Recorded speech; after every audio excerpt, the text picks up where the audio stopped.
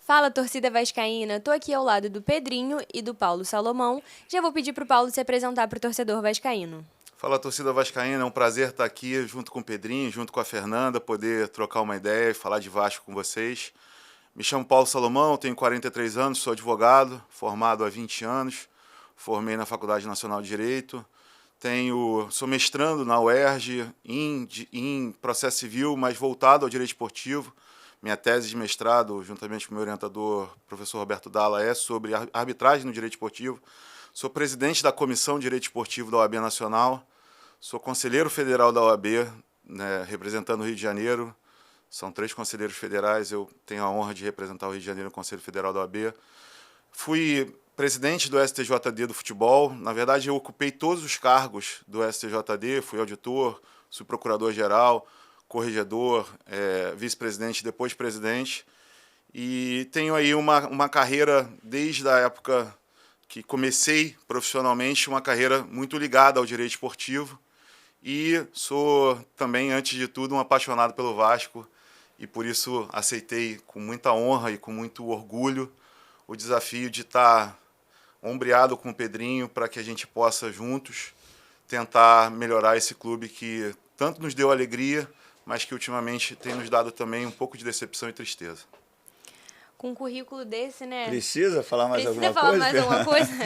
Eu vou precisar perguntar. Um currículo desse a gente já fica até meio assim, né? Mas, Pedrinho, por que a escolha do Paulo Salomão para primeiro vice-presidente? Primeiro, assim, é uma honra ter a responsabilidade de ter o Paulo, que a gente carinhosamente chama de Paulinho, como primeiro vice. Eu acho que por tudo isso que ele falou, pela representatividade, né? Quando a gente fala sobre aquela camisa tem peso, né, para uma final, o Paulo tem peso. Por tudo isso, pela representatividade, pelo que ele é juridicamente, por ser um apaixonado pelo Vasco e por tudo que está acontecendo com o Vasco na questão da arbitragem. O Paulo fala muito bem sobre isso, né? A gente não quer ser beneficiado, a gente só não quer ser prejudicado.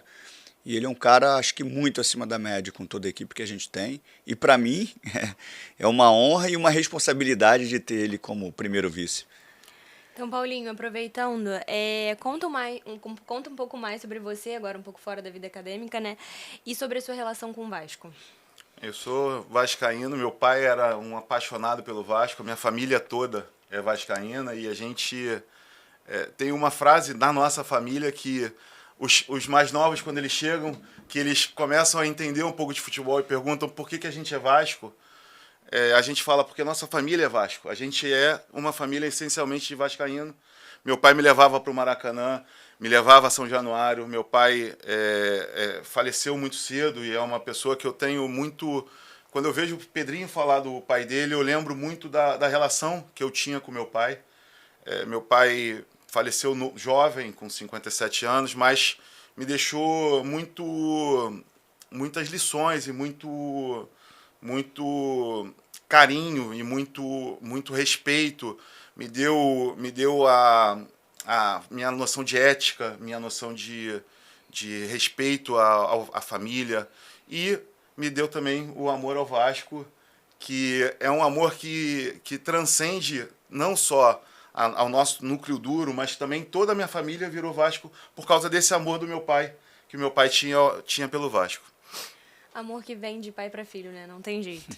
E aí, agora te perguntar em relação a você e ao Pedrinho, como foi esse convite? Como é que você recebeu esse convite para ser primeiro vice-presidente?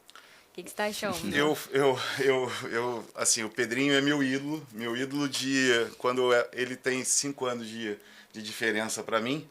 Então, toda a minha adolescência, quando você está mais aficionado pelo clube, eu estava na arquibancada torcendo por ele, tanto em São Januário quanto no Maracanã. E quando ele me fez... E além disso, quando eu conversei com ele pela primeira vez, primeiro você tem aquele impacto de ver o seu ídolo, de você ver seu ídolo de frente, né? Mas quando a gente conversava sobre o projeto, quando eu conheci ele um pouco mais, tirando o ídolo e passando para a pessoa, eu vi o quanto nós tínhamos identidade em que a gente pretendia para o clube e também nessa questão da ética, do respeito, de botar sempre o clube acima do projeto pessoal, colocar essa questão de que, olha, nossa agenda vai ser sempre uma agenda construtiva, nossa agenda vai ser sempre uma agenda em que a gente não vai ofender ninguém. Todos esses, isso para mim parecia música, porque é exatamente isso que eu acredito. Então, quando ele, e eu disse isso, né? Eles me chamaram e aí me colocaram o Felipe, o Pedrinho e o Edmundo, meus 3 maiores ídolos. Não dava pra negar. Não tinha como negar, não tinha como negar. Eu aceitei isso em 1 segundo. Depois eu comuniquei a minha esposa, depois eu comuniquei a minha família, mas assim, era uma coisa que... Era um projeto que eu já tinha de poder ajudar o Vasco.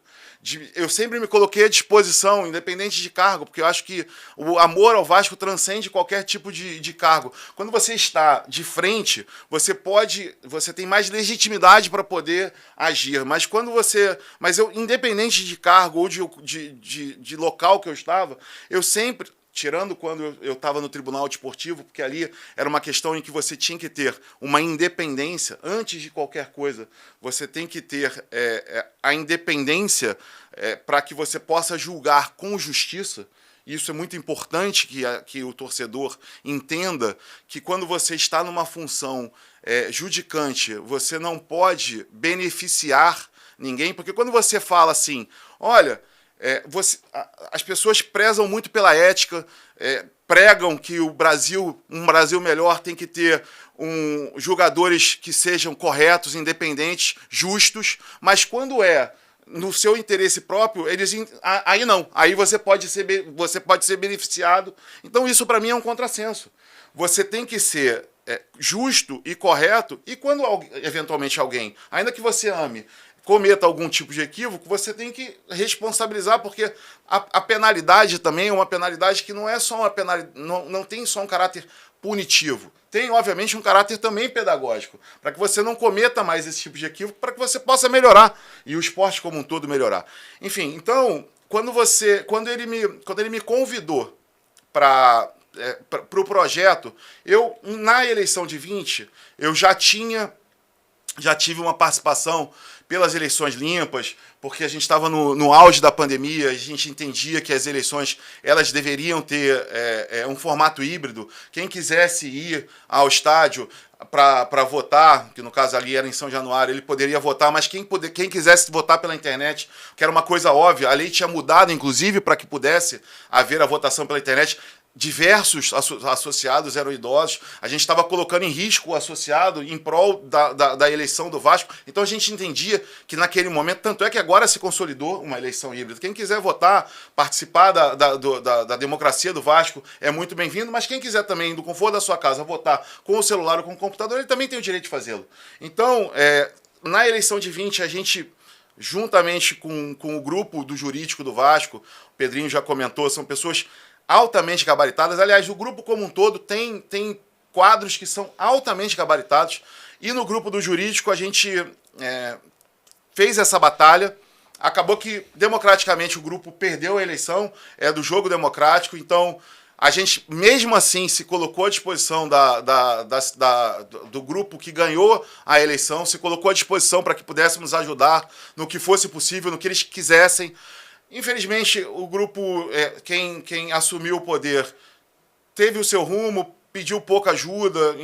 Eu até entendo que eles poderiam ter solicitado e utilizado um pouco mais da estrutura de benefício, no bom sentido da palavra, que cada um de nós poderia dar, e acho que é o projeto, o Pedrinho já disse isso, independente de grupo político, os melhores a gente vai buscar para que possamos ter os melhores pessoas, independente de grupo político, para que possamos estar juntos, e boas ideias não tem grupo.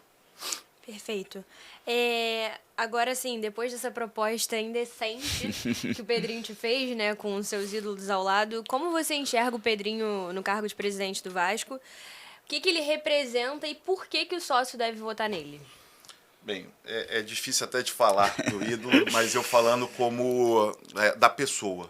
É uma pessoa que tem uma integridade acima da média. É uma coisa incrível como ele mostra, não só com as palavras, mas também com as atitudes, o quanto ele quer bem ao clube, o quanto ele quer se doar ao clube. E quando ele diz que ele quer devolver ao Vasco o que o Vasco deu a ele, você vê como como são genuínas as palavras dele, como ele é sincero quando ele diz que ele está num projeto para ajudar o clube, quando ele diz que o Vasco é o amor da vida dele, ele fala com toda a convicção, e a gente vê nos olhos dele, que os olhos dele brilham, que é a mais pura verdade. Além de ser um cara família, que é um cara extremamente honesto, é um cara extremamente capacitado tecnicamente. Então eu não tenho a mais remota dúvida, aliás, eu tenho a convicção, a certeza absoluta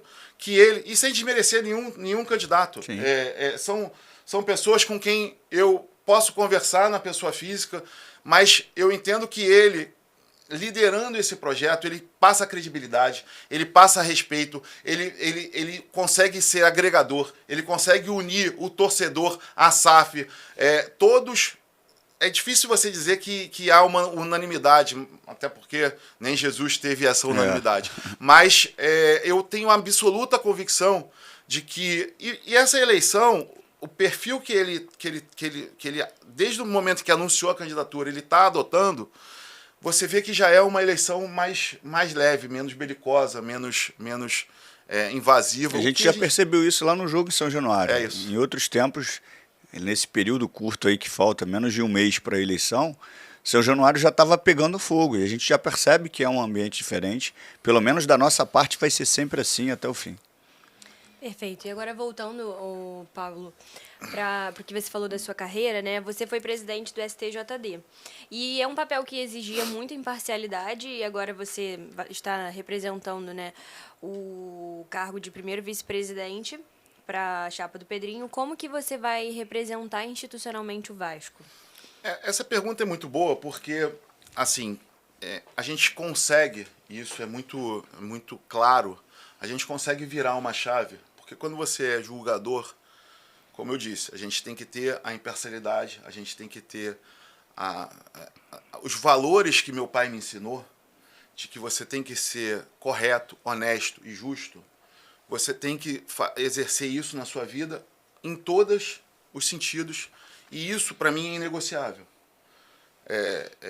Se o meu filho comete um equívoco, eu não vou passar a mão na cabeça dele, e eu acho que ele deve ser... Claro, a gente tem que defender, proteger, mas ele merece ser reprimido e tem que ser, se cometeu um equívoco, tem que ser punido. A partir do momento em que eu não sou mais julgador, eu sou o advogado, eu sou o representante do clube, aí você tem um outro papel. Você tem um papel de defender os interesses do clube. Você tem um papel de colocar o clube acima dos seus... Como advogado, você defende os interesses do clube. É importante porque as redes sociais e a internet, naquele imediatismo, muitas das vezes as pessoas cometem alguns tipos de equívoco, e aí mencionaram uma decisão que foi tomada em 2017. Eu estava exercendo o cargo de presidente, mas na verdade eu era vice-presidente, então eu estava como presidente em exercício, porque salvo engano, era um período de julho. O presidente ele estava em viagem, eu estava como presidente. Ocorreu um Vasco e Flamengo, em que o presidente na época, o Eurico Miranda, forçou uma realização de uma partida, as autoridades falando que a partida era uma partida de risco para se jogar em São Januário. Ele insistiu para que o jogo fosse lá, e naquele episódio ocorreu uma verdadeira balbúrdia dentro de São Januário. É completamente diferente da situação que aconteceu agora, nesse ano de 2023, em que houve uma interdição por problemas externos a São Januário. A FIFA, ela recomenda, é uma determinação da FIFA, e o Vasco não é diferente, o Vasco não joga outro esporte, o Vasco joga futebol. A FIFA determina, isso é mundial, que dentro da arena, dentro do estádio, a responsabilidade é do clube. Os torcedores, quando eles cometem um equívoco, isso é importante que a torcida tenha consciência, o clube responde pelos atos dos seus torcedores. Naquele episódio, além das bombas que foram jogadas, que infelizmente são episódios que acontecem em São Januário com uma frequência que a gente não gostaria, Ali teve uma situação que foi uma situação muito grave, porque os membros da imprensa, eles, num dado momento, a torcida invadiu as cabines de imprensa, e aí você teve ali briga entre repórter, narrador, cinegrafista e torcedores. Eu lembro até que tinha um torcedor com um espeto e foi para cima de um jornalista. Então, os jornalistas que estavam ali trabalhando, e quando você invade locais que são reservados aos profissionais, campo de jogo, vestiário, imprensa, você tem que ter um cuidado, porque a própria empresa estava falando o seguinte: olha, eu não vou mais transmitir jogo em São Januário, porque aquilo ali não nos dá segurança. E poderia, de fato, acontecer uma tragédia. O que foi feito ali naquele momento, que é importante que o torcedor tenha consciência do que era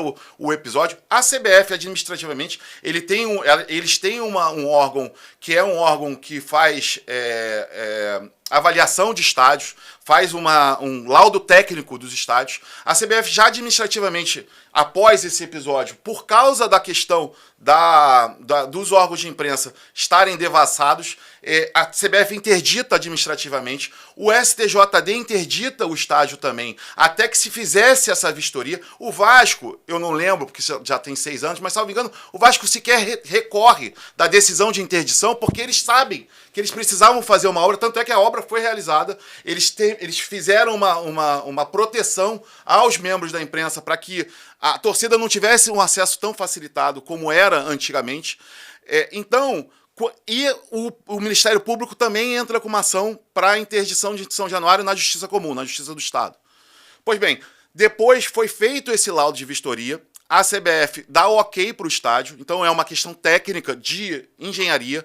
Imediatamente o STJD libera o estádio para realizar as partidas de futebol, e a Justiça Comum, a decisão da Justiça Comum, baseada na decisão da Justiça Desportiva, que era uma justiça especializada, diz o seguinte: olha, se a Justiça Especializada liberou São Januário, então não tem por que o órgão público, a Justiça Estatal, manter o São Januário interditado. Então, por isso, em razão da decisão da Justiça Desportiva, São Januário foi então liberado para a realização de partidas de futebol. Dentro desse cenário, e aí falando um pouco da interdição que ocorreu agora, que eu entendo que é difícil de falar, porque quando você não lê o processo, você fala do que você vê pela imprensa, o que você viu. Mas o que me parece, com todo respeito a todos os julgadores e membros do Ministério Público, quem passou pelo caso, mas olhando de fora, me pareceu uma decisão preconceituosa com a barreira do Vasco, porque ali não é diferente do entorno do Maracanã. Aquelas pessoas ali, elas não têm culpa da violência estatal, da violência do Estado do Rio de Janeiro. Quando se fala nas redes sociais, olha, se for assim, tem que interditar os quiosques da Orla, porque acontece problema no quiosque da Orla. E não é culpa de quem é dono do quiosque da Orla que esse tipo de situação acontece. Assim, a gente vive num local, infelizmente, extremamente violento. Aí acontece alguma coisa no entorno, isso não é responsabilidade do morador da barreira, que precisa daquilo ali para ter uma renda, para sobreviver, que tem uma relação umbilical com o Vasco da Gama. E a gente sabe, quem frequenta São Januário, eu amo São Januário. A gente sabe que São Januário é um estádio que precisa de melhorias, mas é um estádio simpático. Todo mundo que vai a São Januário conhece a história de São Januário, sabe o quanto São Januário é bonito, é o caldeirão, mas, assim, tem a relação com a barreira do Vasco, o fato de ter problemas no entorno, você tem que resolver esse problema e não simplesmente interditar. Porque o Engenhão tem problema no entorno, é difícil de chegar também. Quem vai ali sabe o quanto é difícil. O Morumbi é difícil de chegar. Então, não é interditando o estádio que você resolve o problema. Então, nesse aspecto, eu entendi que a decisão era equivocada. Ainda bem que o Ministério Público, em bom tom, fez um TAC com o Vasco para que São Januário melhore também. A gente não pode fechar os olhos e achar que São Januário é o melhor estádio do mundo, porque não é. A gente sabe que São Januário precisa de melhorias. Tanto é que um dos projetos praticamente de todos, é unânime que São Januário precisa de uma modernização, precisa manter a sua história, manter o que tem de bonito no estádio, mas que tenha mais conforto, para que tenha o torcedor, ele se sinta, continue o Caldeirão, mas que se sinta de fato acolhido por um estádio que seja com bons bares, com bons restaurantes, com boa visão de jogo, enfim, bons camarotes que dá bom acesso. Bom acesso, enfim. O fato da gente gostar de São Januário não significa que a gente não pretenda melhorar ele. Você adiantou um tema que a gente ia falar um pouco lá na frente, mas, assim, além do prejuízo desportivo, também teve o prejuízo dos moradores da região, com essa interdição de São Januário que aconteceu recentemente. E aí eu queria te perguntar o seguinte, o que é preciso ser feito, né, e caso a chapa do Pedrinho assuma, o que vai ser feito para que isso não volte a ocorrer? Acho que o Vasco, há muitos anos, ele tem tido muito problema de comunicação. Não só em termos de comunicação com o público externo, mas também uma comunicação com os órgãos governamentais. O Vasco, quando eu era pequeno, o Vasco era o clube mais querido do Brasil. Todo mundo tinha orgulho de falar que era vascaíno, por causa da história do Vasco, porque o Vasco sempre foi um clube que integrava as pessoas, e ao longo do tempo essa imagem foi mudando. E isso é em todos os aspectos. E acabou que o Vasco, os seus dirigentes, eles, sem falar sem fulanizar ninguém, sem falar mal de nenhum, mas ao longo do tempo, o Vasco ele foi se fechando internamente. Você ficava... E você hoje, se você não tiver o diálogo com as pessoas que comandam, que estão em cargos de comando, você acaba que você vai continuar sendo o patinho feio, quem é mal visto, quem é excluído, quem é aquele que não você... Ah, não, o Vasco é assim mesmo. Ah, não, o Vasco é ruim. Não, o Vasco não é ruim. O Vasco é ótimo. Só que o Vasco, ele precisa se comunicar. O Vasco, ele tem que ter uma figura de relações institucionais para que possa conversar. Por que eu conheço o governador Cláudio Castro? Ele é um gestor público. Ele quer, até que se prove o contrário, e eu duvido que seja diferente, ele quer o bem público. Então, quando você fala, olha, não, o governador ele não está fazendo a licitação, não, por que ele não está fazendo a licitação? Vamos entender, vamos ver, vamos falar com o secretário Nicola Miccioni, vamos entender o que é que está faltando para que se faça essa licitação.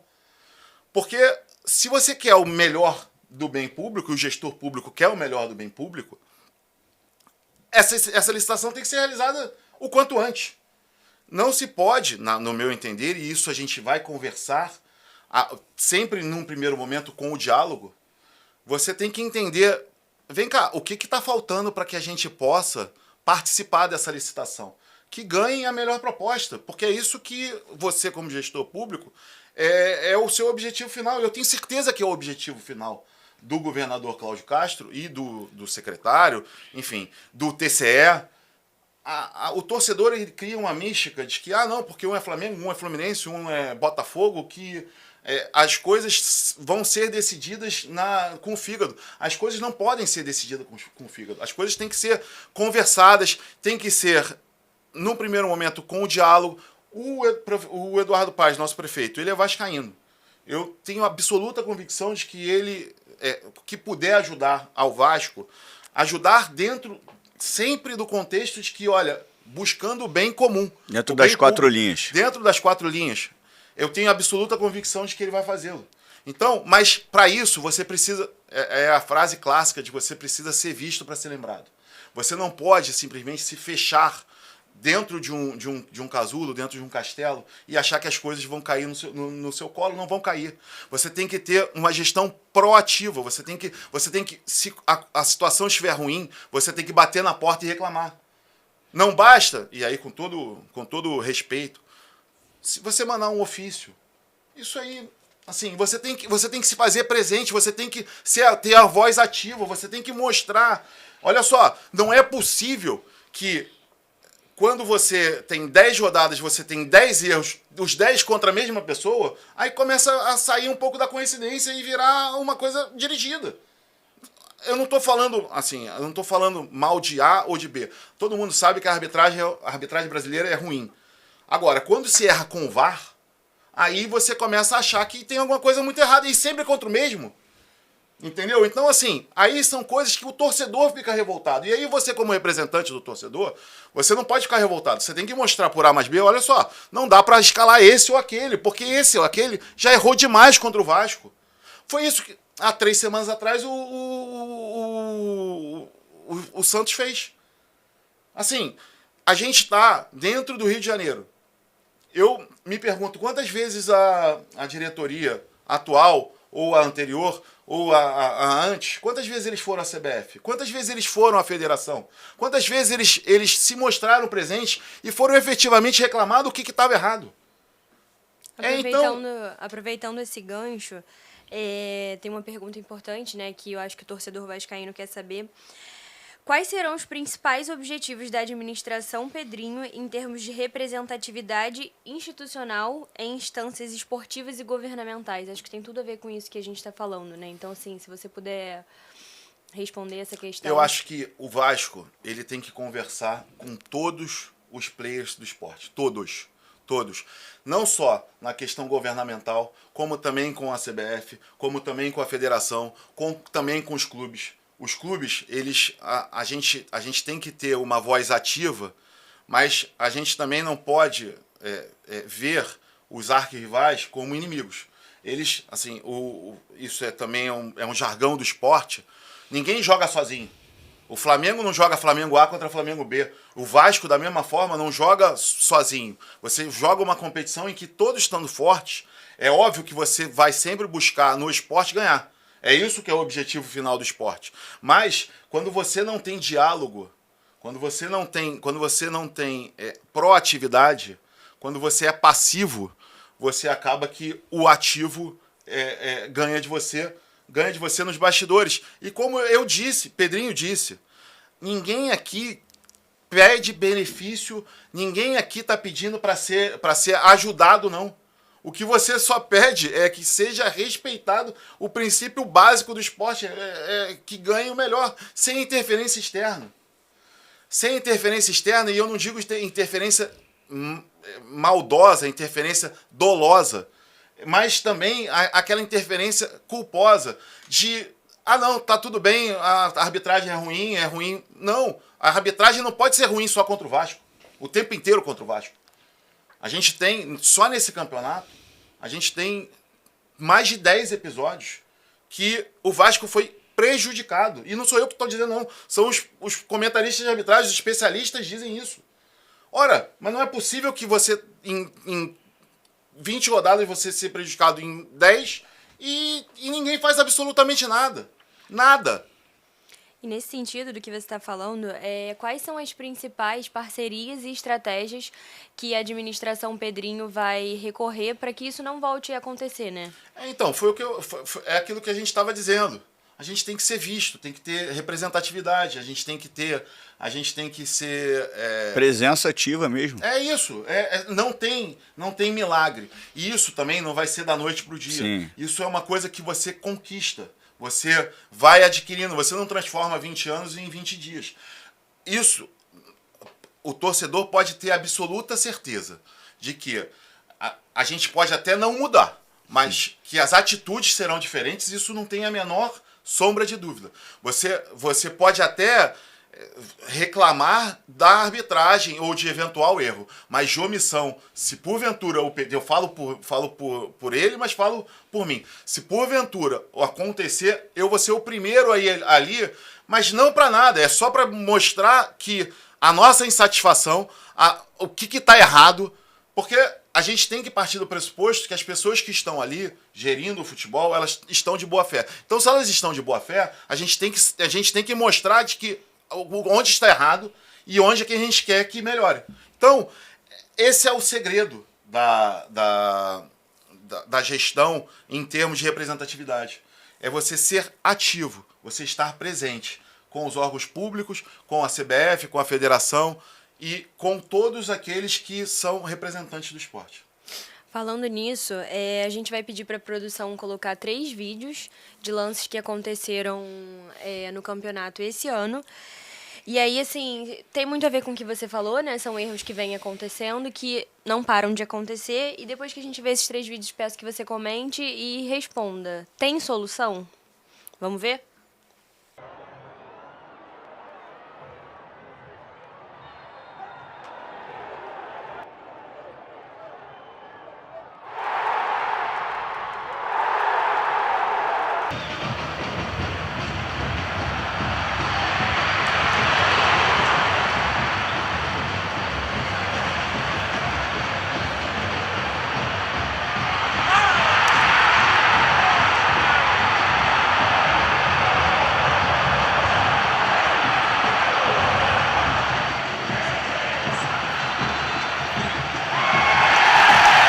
E mostrar a ação do Rodrigo Fernandes, de ter uma imagem fechada, que acho que o detalhe para mim, o que pode ter levado à interpretação do árbitro, é o segundo toque que ele dá na bola, a segunda ação. Mas eu quero chamar a atenção para a primeira ação, até se a gente puder parar, na hora do contato, pedir para o nosso operador parar, tá aqui, ó, essa é para mim a ação. Ó. Ele não toca na bola, se a gente puder voltar um pouquinho, por favor, um pouquinho antes, para a gente analisar a ação do Rodrigo Fernandes. O Pedro Raul tem o domínio da bola, está com ela dominada e agora a gente vai soltar para analisar o Rodrigo Fernandes, pode soltar, olha só a ação dele. É direto. Na perna esquerda do Pedro Raul, ele não toca na bola, só no segundo momento que ele chuta essa bola para escanteio, isso pode levar sim a interpretação do árbitro, né? A questão de dizer, olha, bola, a gente não tem acesso ao áudio, né, do que foi falado, qual foi a mensagem que o árbitro estava passando para o VAR, né, sustentar a decisão de campo, mas para mim é uma entrada imprudente, né, do Rodrigo Fernandes, e aquela primeira ação só na perna do Pedro Raul, para mim, pênalti, que deveria ter sido marcado. Bem, respondendo a sua pergunta, é claro que tem solução. A gente não pode imaginar que não vai ocorrer, não irão ocorrer erros. Mas erros normais, como sempre aconteceu no futebol, com a diminuição por conta do VAR, mas a sucessão de equívocos que aconteceram contra o Vasco, se a gente não acreditasse que pudesse mudar isso, não tem por que eu estar aqui esbravejando e falando que... e sendo a voz do torcedor, porque o que eu estou falando é o que a torcida o tempo inteiro mostra. Quando você vê 2 lances iguais, idênticos, essa geração de tecnologia faz muito bem isso, aquele frame a frame, o lance do Gabriel Peck e o lance contra o Vasco no Santos, um marca o pênalti, o outro não marca, assim, é uma coisa que choca o torcedor. E o torcedor fica revoltado mesmo. Então, respondendo de forma bastante objetiva, eu acredito sim que pode ser melhorado. E se não fosse por isso, eu não estaria aqui acreditando que a gente poderia ajudar e melhorar. E o erro, quando acontece um erro, ainda mais no momento que o Vasco vive, né, de brigar para fugir da zona de rebaixamento, ele não é uma consequência só naquele jogo. Ele é uma consequência para o restante da temporada, de forma individual e coletiva. Porque o jogador que, teoricamente, não fez um pênalti, que está com a mão pertinho do corpo, aí a bola bate ali, é revisado pelo VAR, e o VAR dá pênalti, e o cara sabe que ele estava com o braço fechado, e, teoricamente, você não tem um bom resultado através dessa atitude, a torcida pega no pé desse atleta e o desenvolvimento dele para a sequência, tecnicamente, não vai ser o mesmo, porque, teoricamente, ele foi o culpado por aquilo que ele não fez. Então, assim, tem toda uma ação errada e revisada pelo VAR, é isso que o Paulinho fala. A gente não está falando do futebol dos anos 90, que o cara tem que dar na hora, não percebeu. É revisado pelo VAR. E aí, quando o erro é concretizado e concluído, é assustador. E aí ele tem uma interferência não em uma partida, ele tem uma interferência em todas as outras partidas, de forma individual e coletiva. Pedrinho, a gente falou assim da interferência que acontece na partida ao longo do campeonato. E o que eu queria te perguntar é que, assim, você, diferente da gente, esteve em campo, né? Como esses erros abalam, assim, o emocional do jogador, tanto no jogo quanto pro campeonato? É isso, ainda mais no momento difícil que o Vasco vive. Uma coisa é você cometer um erro individual ou um pênalti, que na minha opinião não foi, e ele é revisado pelo VAR e é confirmado, e aí emocionalmente você está brigando para não cair. Isso é uma coisa que destrói ali individualmente, né? E isso tem uma consequência nas ações dos atletas.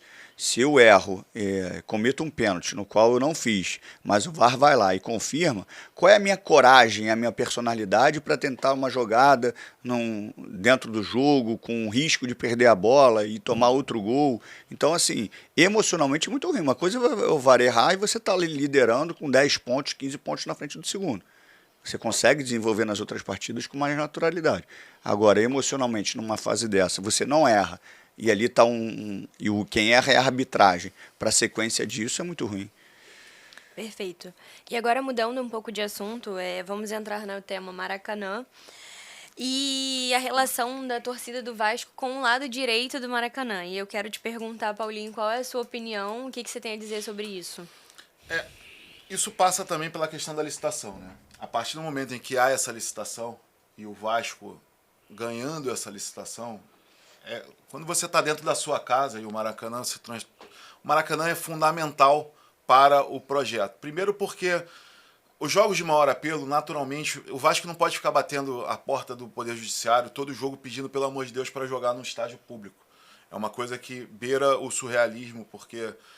mas hoje a gestão é feita pelo Flamengo e pelo Fluminense. A partir do momento em que o Vasco ganha essa licitação, naturalmente, quando você está na sua casa, você diz onde é que a sua torcida vai ficar, onde é que o adversário vai ficar. Isso é natural. Se o Vasco quiser, a torcida historicamente fica ali a torcida visitante fica naquele canto esquerdo ali, perto da piscina, perto do estacionamento. Se o Vasco quiser transformar e botar, agora, a partir de agora não vai ser aqui, vai ser lá, ele pode fazer isso porque ele está dentro da casa dele, desde que, obviamente, não coloque em risco a torcida visitante. Isso é uma questão de segurança. Mas, a partir do momento em que o Vasco ganha essa licitação, naturalmente, o lado direito, que é uma conquista histórica do Vasco, o primeiro campeão do Maracanã nos anos 50, e foi por isso que escolheu o lado direito, é um lado histórico do Vasco, a gente ocupa o nosso lado, que é histórico. Então, é natural que isso vá acontecer. É natural que ocorra essa migração e para que a torcida fique no local onde, historicamente, o Vasco sempre ficou. Beira o surrealismo também, porque não tem nenhum tipo de argumento para que o Fluminense possa exigir que o Vasco mude de lado. A não ser o fato que, olha, eu sou o gestor e a minha torcida vai ficar no lado que eu queira. A partir do momento em que...